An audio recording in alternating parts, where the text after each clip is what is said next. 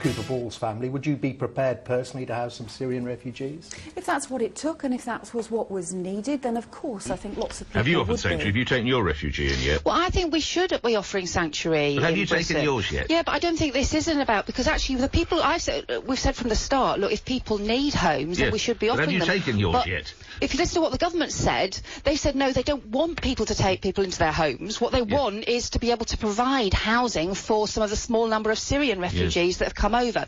Where I do think you will need help and homes have you provided. taken yours yet, Yvette? No, and that's what I've said, because the government has said. Well, because that you haven't taken yours because the government has said. Yeah, the government said that's not what they're looking for. Oh, That's not what they're looking for, because what they're looking for is proper housing for people.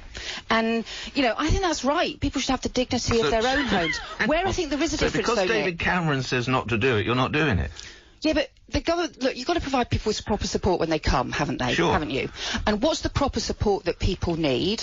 And they need, you know, if they're a family, they'll need a housing of their own. Right. If they're a child, they'll need proper fostering support. And if you want to be a fosterer, you've got to go through proper training and proper support through the local council. Right. You can't So you just won't be any making family. a room available now. So look, we've said if that's what the government say is needed and that's what people think is needed, then of course. But at the moment, the government is saying that is not what you need to provide sanctuary. But you know the bigger problem at the moment?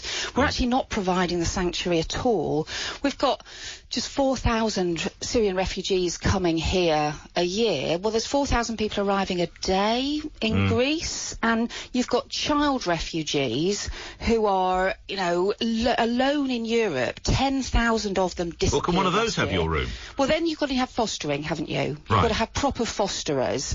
And I'll be honest, Nick, I've not had the proper support through local councils to be a fosterer, and I think you can't. That's not something you can play games with. You've got to have proper fostering support.